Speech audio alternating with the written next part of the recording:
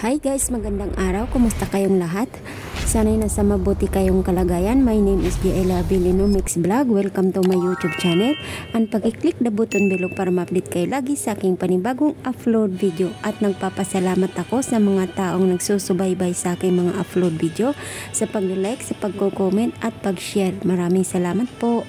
Ang tatalakayin natin ngayon ay ang mga bagay na makapagpapasaya sa'yo. Remember that the happiest people are not those getting more, but those giving more. Ang kaligayahan ay dumarating na parang tubig. Dumarating ng kusa at nawawala rin ng kusa. At sa pagkawala nito ay may panibago na namang bugsong darating na kasiyahan. Minsan, hindi natin nakokontrol ang taas ng ating kaligayahan. Minsan naman, sakto lang. At lahat tayo ay maaaring lumikha ng sarili nating kaligayahan. Kahit ang pang-araw-araw ng ating pamumuhay, kahit iniisip mo napapagod ka na, nahihirapan ka na, ay pwede mo pa rin gawing maging masaya. At pwede mong i-apply sa pang-araw-araw mong na pamumuhay ang positibong pag-iisip. Oo, hindi natin maiiwasan ang mag-isip ng negatibo.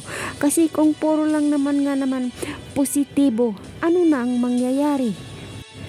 Bakit may mga taong sobrang nahihirapan sa kanilang buhay, pero nagagawa pa rin nilang maging masaya? Ang tanong, ano ba ang ginawa nila? Ang sagot ay dapat matutunan mo kung paano mo harapin ang mga pagsubok sa iyong daanan sa maayos na pamamaraan. At magdudulot ito ng mas maligayang pamumuhay. Alam nyo, ang mga masasayang tao ay hindi lang bigla-bigla sumasaya. At lalong hindi ito nagkataon lang dahil ang mga taong positibo mag-isip ay masaya at nagsusumikap sila at nagsama-sama sila para sanayin ang tamang uri na habit kung paano maging masaya at makatulong sa kanila para makipag-ugnayan sa mundo. Alam nyo, ang mga taong hindi dapat maging masaya ay wag na kayong mag-isip, dahil ikaw mismo sa sarili mo ay kaya mong sanayin ang mga habits kung paano magiging masaya. Mayroon akong mga bagay na pwedeng i-apply nyo sa inyong sarili kahit sa sarili ko, at makakatulong ito kahit sa akin din, na kung paano manatili kang maging masaya kahit sa puso mo ay may kirot at lungkot. Una, bigyan mo ng pansin ang iyong sarili, dahil deserve mong makilala ang sarili mong mag-isa. Deserve mong lumayo sa napakamaingay na mundo. Deserve mo yan, anuman ang gawin mo para maging masaya ka sa kahit anong paraan habang ikaw ay nag-iisa. Alam mo, ayos lang naman na mataas yung hangarin mo sa iyong sarili. Ayos lang din kung ang ibang tao ang inuuna mo kaysa sarili mo. Pero kung gusto mo talagang maging masaya, ay maglaan ka ng oras sa iyong sarili. Kung hindi mo kayang bigyan ng pansin ang iyong sarili, ay hindi mo makakamit ang tunay na saya, ang tunay na ninanais mo. Alam mo kung bakit? Dahil inuuna mo ang ibang bagay, ang ibang tao kaysa sarili mong kaligayahan. Wala namang masamang tumulong ka sa iba o sila mo na yung pasasayahin mo kaysa sarili mo. Pero dapat paglaanan mo ng pansin ang iyong sarili. Dapat matuto ka na tanggapin mo na ang sarili mong kaligayahan ay ikaw. Practice happiness boosting routine. Ang dami-dami mong magagawa na makapagpapasaya sa'yo kahit ikaw lang mag-isa. Ikaw mismo sa sarili mo ang makakatuklas kung ano ba ang saya o ano ba ang kaligayahan na mayroon ka kahit na ikaw lang mag-isa. Alam naman natin na may iba't iba tayong taste, iba't ibang routine, iba't ibang gusto. Ang ibig ko lang pinupoint ko dito sa bidyong ito ay self-love, self-care. It's an important habit. Ang paglalaan ng oras sa iyong sarili.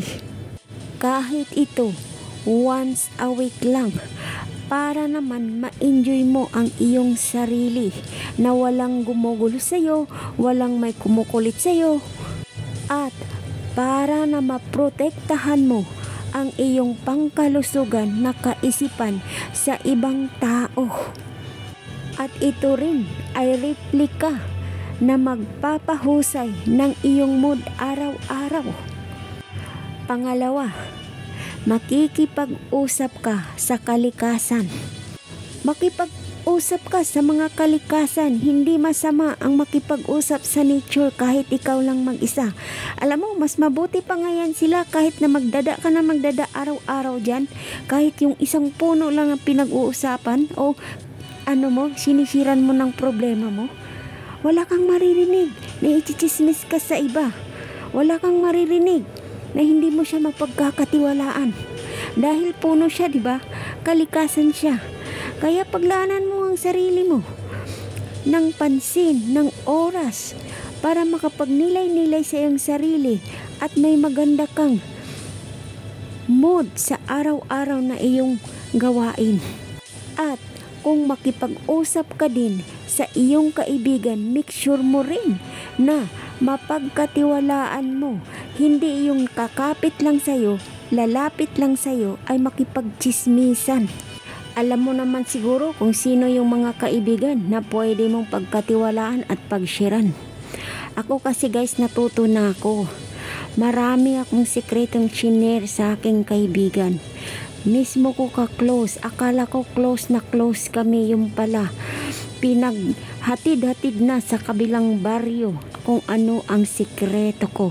At nung nag-away kami, nagtampuhan kami, tinabla ako sa Facebook, sa social media, kaya masakit para sa akin. Kaya inaabot ko yung maraming kaibigan sa paligid ko. Okay na yung isa, dalawa, tatlo, or isa na lang kahit wala.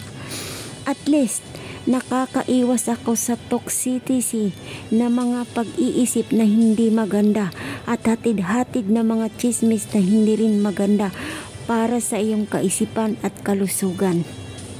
Minsan kasi sa buhay natin ay maraming mabibigat na mga problema na hindi naman natin pwedeng kimkimin natin. Kaya nakakapag-isip tayo na mag-share sa ating napakaloyal na kaibigan na mapagkatiwalaan para ilabas doon ang sama ng loob mo, ang lungkot mo, para maging magaan din sa pakiramdam mo. Hindi naman porket kailangan mong mag-isa, ikaw na lang talaga mag-isa. Kailangan din natin ng kaibigan, ng karamay. Kasi hindi naman panghabang buhay nag-iisa ka. At hindi naman panghabang buhay na sarili mo lang pagsisiran mo. Yung kalikasan lang pagsisiran mo. Siyempre, magkakaroon ka ng kaibigan na matalik at mapagkatiwalaan. Dahil kailangan natin yan. At hindi pwedeng kimkimin natin ang emosyon na hindi maganda sa ating sarili. Baka pag hindi mo yan na ipalabas o na i-share sa iyong kaibigan, ay baka ikaw ay sasabog. Matuto kang mag-share sa iyong problema para maging magaan naman ang isip at puso mo. tumawag ka ng kaibigan. Pero kung mayroong negatibong kaibigan, may positibo namang kaibigan for sure. Lumapit ka sa pinagkakatiwalaan mong kaibigan. Panigurado ako pakikinggan ka at bibigyan ka rin nila ng good opinion sa side nila para na maging magaan ang tensyon ng puso at isip mo. Pero ito lang ang masabi ko, na kapag sila naman ang magkaroon ng problema, ay ikaw din ay tutulong sa kanila dahil tinulungan kanila na mapagaan ang loob mo at ibalik mo rin sa kanila ang tulong na para sa kanila. Kasi sa buhay, hindi lang yung take and take, dapat mayroon give and take.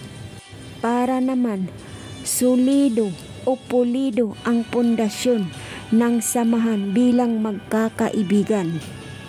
Pangatlo, gumawa ka ng notes para sa iyong mga routine. Paano mo mamamanage ang lahat kung hindi mo ito isusulat sa isang papel o notebook? Paano mo malalaman kung ano bang sitwasyon ang nagpapasaya sa'yo? Kaya dapat ito ay nakalista, na organize para na hindi ka maghabol sa iyong oras. Kasi minsan natataranta na tayo sa ating mga schedule na hindi natin sinusulat.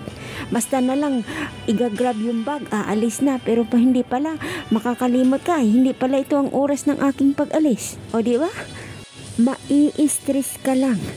Kaya dapat may listahan ka sa mga plano mo sa iyong pang-araw-araw na gawain. You need to organize all the things that you need to do. At siguraduhin mo sa iyong sarili na ang nasa lahat ng listahan na nilista mo ay matatapos mo. Maliit man o malaki, dapat nakalista yan sa listahan para na hindi mo makakalimutan kung ano ang gagawin mo ngayong araw, bukas, o good for 1 week, good for 1 month. At least nakikita mo siya sa notes mo na nilagay. Kasi kinabukasan, may panibagong routine na naman. Kapag nagawa mo to araw-araw, ang routine mong paglilista ng iyong mga plano sa buhay at gawain araw-araw, magugulat ka na lang sa iyong sarili. Sasabihin mo, wow, nagawa ko yun? Sobrang dami nun natapos ko kagad. Ganon dapat ka-organize ang sarili mo kung paano mo i-manage ang lahat, at yan ay magpapasaya sa iyong sarili, sa iyong buong araw. Try to manage yourself how to be happy you are even you are alone. And always remember, keep and safe.